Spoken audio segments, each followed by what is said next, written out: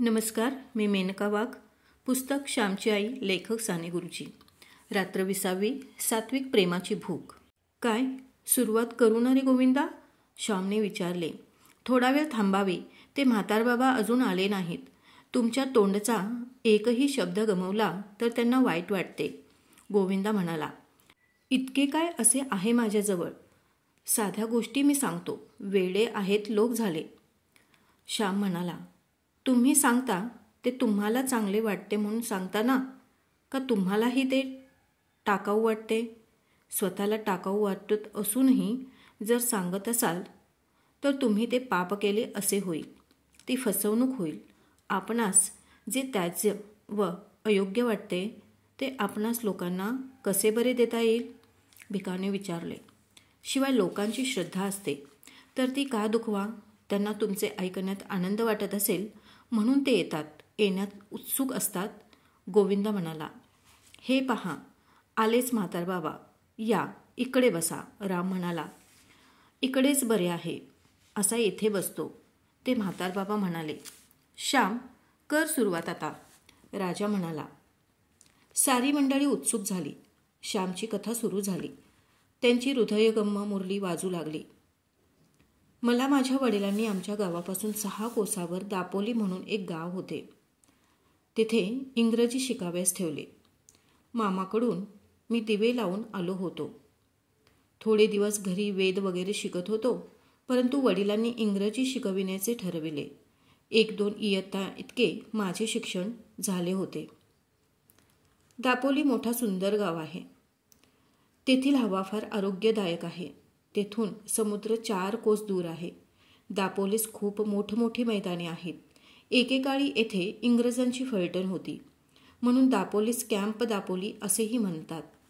या कॅम्पनंतर काप असा अपभ्रंश झाला व हल्ली काप दापोली असे म्हणतात. तसे पाहिले तर माझा तालुका इंग्रजांच्या ताब्यात इतर महाराष्ट्रात आधी गेला. नानासाहेब पेशव्यांनी आंग्रे यांचे आरमार इंग्रजांच्या मदतीने बुडविले. फारच मोठी चूक होती ती. आंग्र्यांच्या आरमाराचा इंग्रजांना पायबंद होता. इंग्रजांच्या व इतरांच्या आरमाराचा आंग्र्यांनी अनेकदा अरबी समुद्रात पराभव केला होता. शिवाजी महाराजांनी मोठ्या प्रयत्नाने आरमार उभारले होते. पूर्वी मराठ्यांचे एक होडकूही अरबी समुद्रात फिरकत नव्हते, परंतु या महापुरुषाने आरमाराचे महत्त्व ओळखले होते. ज्याचा दर्या त्याचे वैभव, हे सूत्र त्यांच्या राजनीतीत सांगितलेले आहे. परंतु नानासाहेबाने इंग्रजांच्या मार्गातील ही अडचण आपणहून दूर केली. इंग्रजांनी आंग्र्यांचे आरमार नाहीसे करण्यात जी मदत केली त्याचा मोबदला म्हणून जो मुलूक मिळाला त्यात बाणकोट वगैरे दापोली तालुक्यातील बंदरकाठी गावे होती. परंतु ह्याच तालुक्यातील वेळास गावचे मनसुबीची तलवार गाजविणारे नाना फडणवीस ह्याच तालुक्यात स्वातंत्र्यासाठी आमरण झगडणारे, स्वराज्य हा माझा जन्मसिद्ध हक्क आहे व तो मी मिळवणारच असे सांगणारे केसरीचे संपादक, गीता रहस्याचे करते लोकमान्य टिळक यांचा गाव. त्याचप्रमाणे सामाजिक गुलामगिरी विरुद्ध बंड उभारणारे, 3 मुली घेऊन हिंडण्यास आश्रम काढणारे महिला विद्यापीठाचे संस्थापक कर्मवीर कर्वे हे याच तालुक्यातील. स्वाभिमानी विश्वनाथ नारायण मंडलिक व गणित विशारद रघुनाथ पुरुषोत्तम परांजपे ह्याच तालुक्यातील. दापोलीच्या आजूबाजूला जंगलही खूप आहे. सुरूचे दाट जंगल आहे. त्यातून वारा वाहू लागला म्हणजे समुद्राच्या गर्जनेसारखा आवाज कानावर पडतो. काजूची झाडेही पुष्कळ आहेत. उन्हाळ्यात लाल, पिवळे, शेंदरी असे हे काजू झाडावर हंड्या झुंबरासारखे डोलत असतात. दापोलीच्या आजूबाजूची गावे म्हणजे सृष्टी सौंदर्याची माहेरघरे आहेत. दापोलीची इंग्रजी शाळा त्यावेळेस मिशनची होती. दापोलीचे छात्रालय एकेवेळी मुंबई इलाख्यात गाजले होते. मिशनची शाळा टेकडीवर होती. आजूबाजूला कलमी आंब्यांची झाडे भरपूर होती. फारच रम्य दिसे शाळा. या शाळेत मी जाऊ लागलो. अभ्यास सुरू झाले. दापोलीहून माझा गाव 6-6.5 कोस होता. पायाने मी एवढे चालून जाई की नाही याचा मला आत्मविश्वास नव्हता, परंतु एक दिवस चालत गेलो व आत्मविश्वास आला. त्या वेळेपासून मी दर शनिवारी रविवारी घरी जाऊ लागलो. शनिवारी दुपारी 2 वाजता शाळा सुटली की मी घरी निघावयाचा व दिवे लागेपर्यंत घरी पोचावयाचा. रविवार दिवस घरी आईच्या प्रेममय सहवासात घालवावयाचा व सोमवारी पहाटेच उठून 10 वाजेपर्यंत पुन्हा दापोलीस शाळेत जावयाचा. एका शनिवारी मी असाच घरी जावयास निघालो. त्या दिवशी मी जरा खिन्न व दुःखी होतो. जणू मला जगात कोणी नाही असे त्या दिवशी वाटत होते. माझ्या ठिकाणी लहानपणापासूनच ही वृत्ती आहे. कधी कधी एकदम मनात येते की खरोखर कोण आहे आपल्याला या जगात, हा विचार मनात घेऊन अनेकदा मी रडलो आहे. काही कारण नसावे व एकदम डोळे भरून यावे, हृदय सद्गदित व्हावे असे अनुभव मला आले आहेत. मी म्हणजे जणू एक बिंदू, कोणा झाडाचे पान, क्षणात वाळून जाणार, पडून जाणार असे अगतिकत्वाने विचार माझ्या मनात लहानपणापासून येत. लहानपणापासून सहानुभूती व प्रेम याचा मी भुकेला होतो. जणू या 2 वस्तू शेकडो जन्मात मला मिळालेल्या नव्हत्या. शतजन्माचाच जणू मी उपाशी होतो. म्हणून अन्नाशिवाय जगू शकेल, पण प्रेमाशिवाय कसा जगू शकेल? प्रेम हे जीवनाचे जीवन आहे. जे प्रेम स्थिर आहे, भरपूर आहे, ते जीवनाच्या वृक्षाला पोसते. वृक्षाच्या पानापानात, फांद्या फांद्यात, सर्व खोडात आमूलाग्र जसा जीवनरस भरलेला असतो, तसे प्रेम पाहिजे. सोडा वॉटरची बाटली फोडली की फसफस पाणी बाहेर येते असले क्षणभर उतू जाणारे, परंतु दुसऱ्या क्षणी न दिसणारे प्रेम जीवनाला टवटवी सौंदर्य उल्हास देऊ शकत नाही. त्या दिवशी या प्रेमासाठी जणू मी भुकेलेला होतो. मी घरची प्रेमाची हवा खाण्यासाठी निघालो. लोकमान्य टिळक म्हणत असत, मी सिंहगडावर 2 महिने जाऊन राहतो. 2 महिने तेथील शुद्ध व स्वच्छ हवा, स्वातंत्र्याची हवा खाऊन खाली येतो. ती हवा मला वर्षभर पुरते. माझीही जणू तशीच स्थिती होती. दर 8 दिवसांनी घरी जावयाचे व घरची प्रेमाची हवा खाऊन यावयाचे. या हवेवर प्रेमहीन जगात 8 दिवस राहावयाचे व घरी जावयाचे. त्या वयात मी प्रेम घेण्यासाठी भुकेलेलो होतो. परंतु आज मला समजते आहे की प्रेम घेण्यापेक्षा प्रेम देण्यात परम आनंद आहे. पण अंकुराला जर तो लहान असता प्रखर उन्हात वाळू दिले नाही, जळू दिले नाही, त्याला पाणी घातले, सुकू दिले नाही, तर तो अंकुर पुढेही छाया देईल, मोठा होऊन हजारोंना प्रेम देईल. ज्यांना वाढत्या वयात बालपणी प्रेम मिळाले नाही, ते लोक पुढे जीवनात कठोर होतात. त्यांनाही जगास प्रेम देता येत नाही. मनुष्य घेतो तेच देतो. मी रस्त्याने जात होतो. मधून मधून डोळ्यातून अश्रू येत होते. या 6.5 कोसांच्या रस्त्यावर वाटेत कितीतरी खेडी आहेत. एके ठिकाणी वाटेत जंगल आहे. करंजनी गावाच्या जवळ वाटेत एक विहीर लागते. त्या विहिरीजवळ माझे रस्त्याने रात्री जाणारे एक संबंध लग्नच्या लग्न अदृश्य झाले होते असे सांगतात. या विहिरीजवळ येताच मला भीती वाटू लागे. मी रामराम म्हणू लागे व पळतच सुटे. जंगल आणि म्हणजे वाटे. या जंगलातून वाघबीग तर नाही येणार. मी त्यावेळेस 12-13 वर्षांचा होतो. फार मोठा नव्हतो. वाटेत मला तहान लागली म्हणून विहिरीत उतरून मी पाणी प्यायलो. ही घोड विहीर होती, म्हणजे घोड्यांना आत उतरून जाता येईल अशा मोठमोठ्या पायऱ्या त्या विहिरीला बांधलेल्या होत्या, जणू बाजूने केलेला जिनाच. मी पाणी पिऊन निघालो. रात्र पडेल म्हणून झपझप पावले टाकीत चाललो. शेवटी मी एकदाचा घरी आलो. दिवे लागून गेले होते. धाकटा भाऊ श्लोक वगैरे म्हणत होता. आई चूल पेटवीत होती. आजी कोणाचा अंगारा मंत्रित होती. कोणाला दुष्ट लागली तर माझ्या आजीकडे अंगारा घेण्यासाठी लोक येत असत. ती आंब्याच्या पानावर थोडी राख घेऊन येई व मंत्र म्हणत आजी ती राख बोटांनी चोळीत असे. मग ती राख नेऊन ज्याच्यावर दृष्ट पडली असेल त्याच्या कपाळाला लावावयाची. मी अंगणात दिसताच अण्णा आला, अण्णा आला असे धाकटे भाऊ आनंदाने जय जयकार करू लागले व मला बिलगले. मी घरात गेलो. आई म्हणाली, उशिरा का निघालास? जरा लवकर निघावे की नाही? बाहेर रात्र झाली. मी म्हणालो, माझ्याच्याने चालवतच नव्हते. जणू गळून गेल्यासारखे वाटत होते. मग कशाला बरे पायी आलास? पुढे संक्रांतीस यावयाचे. आई म्हणाली, आई मी तुला पाहण्यासाठी आलो. तू माझ्याकडे प्रेमाने पाहिलेस की मला शक्ती येते, ही शक्ती घेऊन मी परत जाईन असे म्हणून मी आईला विलगलो व रडू लागलो. आईलाही रडू आले व भावांनाही रडू आले. आईने आपले डोळे पुसले. तिने आपल्या पदराने माझेही डोळे पुसले. हे कडक पाणी घे व पाय धु. थांब, थोडे तेल लावते, मग वर कडक पाणी घे असे म्हणून आईने माझ्या पायांना तेल चोळले. ती माझ्या पायांना तेल लावित होती व मी तिच्याकडे पाहत होतो. मला त्यावेळेस किती आनंद होत होता. त्यावेळेच्या स्थितीस आनंद हा शब्दही मी लावू इच्छित नाही. हा शब्दही कमी पडतो. ती स्थिती अवर्णनीय होती, पवित्र होती. मी पाय वगैरे धुतले व चुलीपाशी आईजवळ बसलो. अण्णा, गोष्ट सांग, नाहीतर एक नवीन श्लोक शिकव असे लहान भाऊ मला म्हणत होते. इतक्यात वडील बाहेरून आले. ते कोठून तरी त्रस्त होऊन आलेले होते. मला पाहून नेहमीप्रमाणे त्यांना आनंद झाला नाही.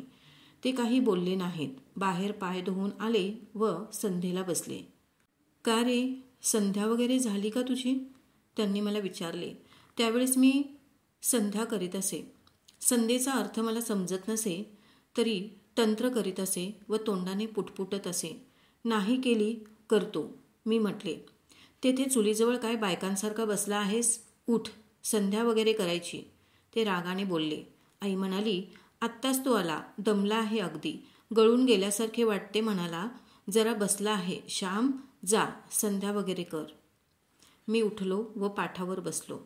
भस्माचे बोट कपाळास फासले व आचमने घेऊ लागलो. माझ्या डोळ्यातील पाण्याची देवाला शतअर्घ्ये सुटत होती. वडील पुन्हा म्हणाले, तिकडे संध्या वगैरे करतोस की नाही? आणि हे केवढे डोके वाढले आहे, हजाम मिळत नाही वाटते, नुसता कावळा झाला आहे. मी तेथे आलो होतो तेव्हा बजावले की डोके करून घे म्हणून. का केले नाहीस? तुला शिंगे फुटायला लागली. उद्या सकाळी त्या गोंद्या न्हाव्याला नाही तर लख्ख्या न्हाव्याला बोलावून आण व डोके तासटून घे. नाही तर येथे राहू नकोस, निघून जा. मी प्रेमाचा भुकेला होऊन आलो होतो. मला शिव्या मिळाल्या. मला भाकर पाहिजे होती, दगड मिळाले. मला माझा हुंदका आवरेना. त्याचा स्फोट झाला. झाले काय रडायला? कोणी का मारले? सोंगे आणता येतात सारी, वडील म्हणाले. पण करील उद्या डोके. येथे पैसे द्यायला लागतात. जवळ नसेल केले तेथे पुन्हा 10 वाजता शाळेत जायचे. श्याम, उगी हो, संध्या झाली का? आरती करा, मी पाने वाटते, भुकेलेला असशील. आई अमृतमय वाणीने बोलली होती. मला जीवन व मृत्यू, अमृत व विष याचा अनुभव येत होता. उन्हाळा व पावसाळा, शरद व शिशिर याचा अनुभव येत होता. आरती झाली, पाने वाढली, आम्ही जेवावयास बसलो. आईने मला दही वाढले, मलाच वाढले. माझ्याजवळ लहान भाऊ होता, त्याला नाही वाढले. माझ्याकडे कोणाचे लक्ष नाही असे बघून माझ्या पानातील दही मी लहान भावाच्या भातात घातले व त्याला भात कालवून दिला. ते दही त्याला देताना मला धन्यता वाटत होती. मी त्या दिवशी अगदी हळूवार मनाचा झालो होतो. त्यावेळेस माझ्या शरीरास कोठेही बोट लावले असते तर चटकन पाणीच बाहेर आले असते. जणू अश्रुमय मी बनलो होतो. आसवांची मूर्ती झालो होतो. माझ्या भावास मी मोठा झाल्यावर पैसे दिले असतील, परंतु त्या रात्री ते जे दही दिले त्यात जी गोडी होती, जी सहृदयता होती, ती पैशा अडक्यात नव्हती. आम्ही भावंडे गोष्टी बोलत पडलो. त्यांना झोप लागली, परंतु मला लागली नाही. मी मुसमुसत होतो. शेवटी केव्हा तरी मला झोप लागली. पहाटे उठून वडील शेतावर गेले. मी जागा होतो. आई पोतेरे घालीत होती, कृष्णाचे गाणे म्हणत होती. कृष्ण यशोदेचा बाळ, सुकुमार लढीवाळ, कृष्ण यशोदेचा ताना, त्यास पाजी प्रेम पान्हा, कृष्ण बाळ मेघश्याम, यशोदेचे प्राशी प्रेम. मी गाणे ऐकत होतो. माझ्या आईचे नाव यशोदा व माझे नाव श्याम. आई मला प्रेम पाजित होती, मला प्रेम पान्हा पाजित होती. मी उठलो व आईला जाऊन मिठी मारली. आई, तू मला कुशीत घेऊन निसव, तुझी चौघडी घाल, चल मला निसव, थोडा वेळ थोपट, राहू दे पोतेरे. मुलापुढे आईचे काय चालणार? मी जणू त्यावेळी कुकुले बाळ झालो होतो. आईजवळ मी निजलो. आईने मला थोपटले. ओव्या म्हणाल्या.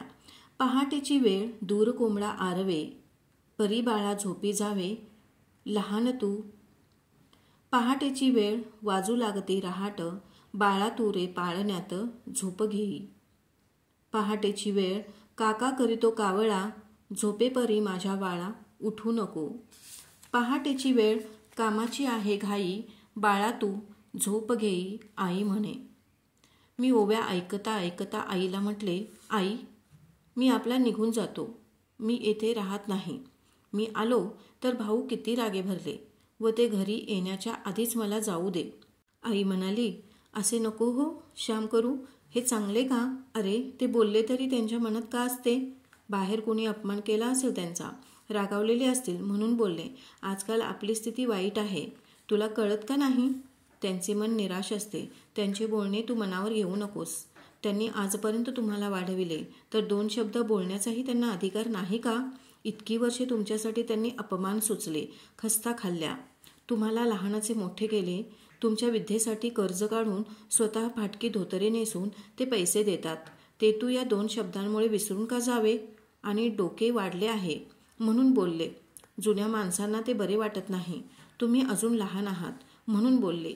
उद्या मोठे झालात तर कोण बोलणार आहे आणि कोण ऐकणार आहे? आईबाबांना बरे वाटावे म्हणून हजामत करण्यासही तू तयार नसावे का? आईबाबांच्या धर्मभावना दुखावल्या जाऊ नयेत म्हणून इतकेही तू करू नयेस का? आई मला समजावीत होती. केसात कसला आहे ग धर्म? मी म्हटले. आई म्हणाली, धर्म प्रत्येक गोष्टीत आहे. काय खावे, काय प्यावे यातही धर्म आहे. केस तरी तू का रे ठेवतोस? मोहच तो. मोह सोडणे म्हणजे धर्म. मित्रांनो, माझ्या आईला त्यावेळेस मला नीट पटवून सांगता आले नसेल, परंतु आज मला सारे कळते आहे. प्रत्येक गोष्टीत धर्म आहे. ही गोष्ट आपणा आश्रमवासियास सांगाव्यास नको. प्रत्येक गोष्ट विचारपूर्वक करणे, सत्य, हित व मंगल यासाठी करणे म्हणजे धर्म. बोलणे, चालणे, बसणे, उठणे, ऐकणे, खाणे, पिणे, झोपणे, न्हाऊ धुणे, लेणे सर्वात धर्म आहे. धर्म म्हणजे हवा, धर्म म्हणजे प्रकाश. आपल्या जीवास धर्माची हवा कोठेही गेली तरी धर्म. मी केस ठेवीत होतो ते मी सुंदर दिसावे म्हणून. खरे सौंदर्य सद्गुणांचे आहे व स्वच्छतेचे आहे, हे मला आज कळते आहे. त्या दिवशी मी वडिलांवर रागावून जाणार होतो, परंतु आईने जाऊ दिले नाही. ती मला प्रेम देई, परंतु सत्पथही दाखवी. तिचे प्रेम आंधळे, बावळट नव्हते. आई कामधाम करावयास निघून गेली व मी व माझे भाऊ थोडा वेळ आणखी झोपलो. नंतर मी उठलो.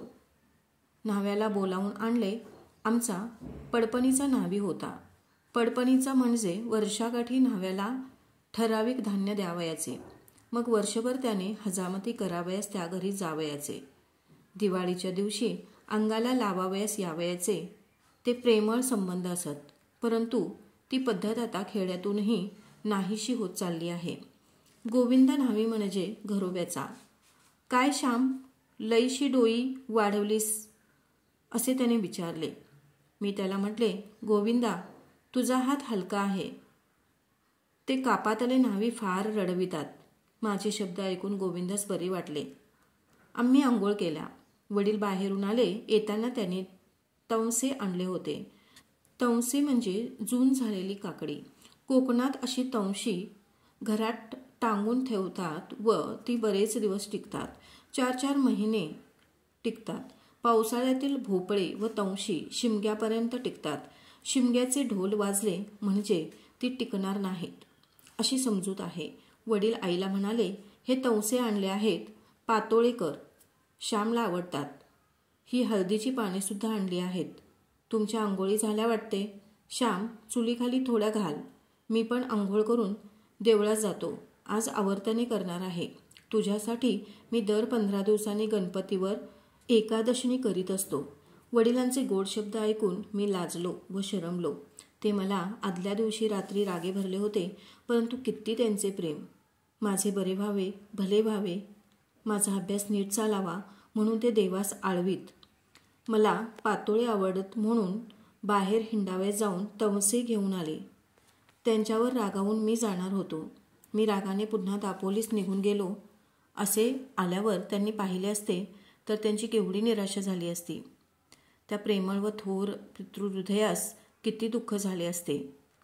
ही का त्यांच्या मुलांची पितृभक्ती, हीच का कृतज्ञता, हेच का प्रेम की 2 शब्दही त्या प्रेमाला व भक्तीला सहन होऊ नये. 2 शब्दांनीच ती मरून जावीत असे त्यांना वाटले असते. मी कृतज्ञतेने वडिलांकडे पाहिले. बाहेरच्या चुलीत पाणी तापवावे म्हणून वाळलेला पातेरा वगैरे घालून विस्तव पेटविला. घरात जाऊन त्यांनी शेतावरून फुले वगैरे आणली होती. त्यातील जास्वंदीच्या फुलांची डेखे वगैरे काढली. निरनिराळ्या रंगांची निरनिराळ्या प्रकारची फुले ताटात निरनिराळी मांडून ठेवली. तुळशी, दुर्वा, बेल ठेवून दिला. पूजेला चिमूटभर तांदूळ ठेवले. पूजेची सारी तयारी करून ठेवली. कोरांटकीची फुले गुलाबी रंगांची फारच नाजूक दिसत होती. गोकर्ण व गुलाब यांचीही होती. तीर्थोटलीत नैवेद्यास दूध ठेविले. भस्माची पडगुली पाटाजवळ ठेवून दिली.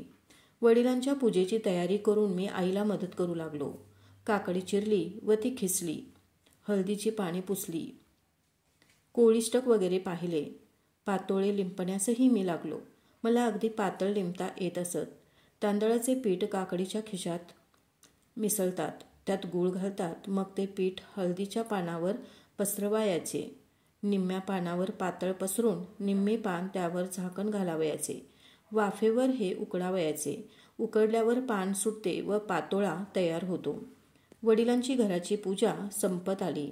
मग चुलीजवळ जाऊन सनकाळीने निरांजन लावून त्यांना नेऊन दिले. ते उगीच आगकाड्या वापरीत नसत. पूजा करून वडील देवळास गेले. मी एक नारळ फोडला. पातोळ्याजवळ बोलू काय? पातोळा कशाबरोबर खावयाचा? कोकणात तूप कमी. गरिबांच्या घरी ताकाच्या थेंबानेच अन्नशुद्धी करून घेतात. कोकणात तुपाची उणीव नारळाने भरून काढतात.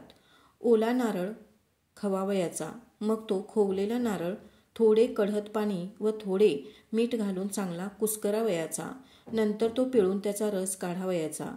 हा नारळाचा रस, त्याला अंगरस म्हणतात. तो फारच खमंग व उत्कृष्ट असतो. त्या अंगरसाबरोबर पातोळे, मोदक, खांडवी वगैरे पक्वान्ने कोकणात खातात. मी चांगला अंगरस काढला. जेवणाची तयारी झाली. वडील आले. आनंदाने जेवणे झाली. त्या दिवशी मला फारच आनंद होत होता. श्यामला वाढ ग, आणखी पातोळा. माझा म्हणून एक वाढ. वडील आईला म्हणाले. माझ्या आईप्रमाणे तेही प्रेमळ होते. त्यांनी शारीरिक शिक्षा आम्हास कधीही केली नाही. 10 उठाबशा काढ, अंगणातले गवत बेनून टाक, त्या झाडाला 4 कळशी पाणी घाल, देवांना 10 नमस्कार घाल, अशा प्रकारच्या त्यांच्या शिक्षा असत. एखाद्या वेळेस रागाने बोलत, परंतु मारीत नसत. आमची जेवणे झाल्यावर आई जेवावयास बसली. मी आईजवळ गोष्टी बोलत बसलो होतो. इतक्यात सर्वात लहान 5-6 वर्षांचा भाऊ आईजवळ आला व म्हणाला, आई जाऊ? कुठे रे बाबुल्या? मी म्हटले. आईला आहे माहीत, जाऊ का? त्याने विचारले. आई म्हणाली, जा, पण तेथे श्लोकबीक म्हणत बसू नको. हसत सदानंद निघून गेला. धाकट्या भावाचे नाव सदानंद होते. वडील त्याला त्याच नावाने हाक मारीत. आम्ही त्याला बाबुल्या म्हणत असू. मी विचारले, आई, करंदीकरांच्या झोपाळ्यावर का बसायला गेला? आई म्हणाली, नाही रे, त्याला परसाकडे जावयाचे आहे. चावट आहे तो. परसाकडच्या वेळी परवानगी घ्यायला येतो. एरवी कुठे बाहेर जावयाच्या वेळेस नाही विचारायचा. लबाड कुठला, आणि येथे ठाकुलीवर बसून मोठ्याने श्लोक म्हणत बसतो, वेडगळ. मला हसू आले. बोलता बोलता आई म्हणाली, श्याम, तू आज गेला असतास तर त्यांना किती वाईट वाटले असते. त्यांना अन्न नसते गोड लागले, घास नसता गिळवला. एखाद्या वेळेस त्यांना उचकी लागली किंवा हातातला घास खाली टातात पडला तर म्हणतात, कोणी आठवण काढली, गजुने की श्यामने. त्यांचे तुमच्यावर किती प्रेम आहे श्याम. अरे, मी अशी आजारी, मी नाही हो फार दिवस जगायची. आता एकटे त्यांना सोडून मला जावे लागेल. त्यांना बहीण भाऊ कोणी पुशीत नाही. गरिबाला कोण? तुम्ही मुलगे तुमच्याकडे पाहूनच ते जगतात. तुमचेच त्यांना सुख. असे म्हणता म्हणता आईचा गळा दाटून आला. पुन्हा म्हणाली, श्याम, ते नेहमी म्हणतात की असतील बाळ तर फेडतील काळ, नाही तर होतील काळ. तुम्ही काळ नका होऊ. जर काळ आला तर त्याला हकलून द्या, त्यांना सुख द्या. आईचे जेवण झाले. मीही तिला मदत केली. पाणी लावून पाट उचलले. पाटावर शीत वगैरे पडलेले असते म्हणून पाणी लावून उचलतात. पूजेची भांडी वगैरे उपकरणे जमविली व बाहेर घासावयास नेली. आईने भांडी घासली. मी विसळली. नंतर आईने ताकाची, दह्याची विरजणे कढत पाण्याने धुतली. सदानंदांची लहानशी कोंडुली धुतली. तीत त्यांच्यासाठी दूध विरजून ठेवावे लागे. विरजणे धुवून तिने चुलीमागे शेकत ठेवली. दुधाने खाली विस्तव हवा का तिने पाहिले. त्याप्रमाणे आईची निर्वाणीवर होत होती. आम्ही ओटीवर बसलो. वडिलांजवळ फऱ्या मऱ्याने आम्ही खेळलो. प्रत्येक वेळेस ते आमच्यावर सुकी काकडी लावीत. माझे सारे खडे मारा म्हणून त्यांनी उचलून घेतले. दिवस आनंदात गेला. आईने माझे धोतर फाटले होते ते ठिगळ लावून दिले. रात्री वडिलांनी सुंदर गोष्ट सांगितली. जेवायचे कोणालाच नव्हते. आईने ताकास फोडणी देऊन ताकतही केली होती. ती आम्ही प्यायलो. पहाटे आम्ही उठलो. मी आंघोळ केली. आईने भात ठेवला होता. उडदाचा पापड व मेतकूट तिने वाढले. भातात 2 तोंडलीही तिने टाकली होती. मला आवडतात म्हणून शेजाऱ्यांच्या जानकी वहिनींनी ती दिली होती. माझे जेवण झाले. मी जावयास निघालो. आईच्या पाया पडलो. आता संक्रांतीस ये हो. पाय फार दुखत असेल तर गाडी करून ये. एखादी भरतीची गाडी पाहावी. द्यावे 2 आणे आणि यावे. जप हो असे आई म्हणाली. वडिलांना नमस्कार केला. श्याम, मी बोललो म्हणून वाईट नको हो वाटून घेऊ. नीट वाग, अभ्यास कर, ते म्हणाले.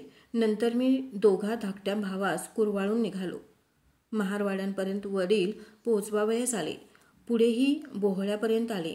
आमच्या गावाची हद्द संपते तेथे एक मोठे बेहळ्याचे झाड आहे.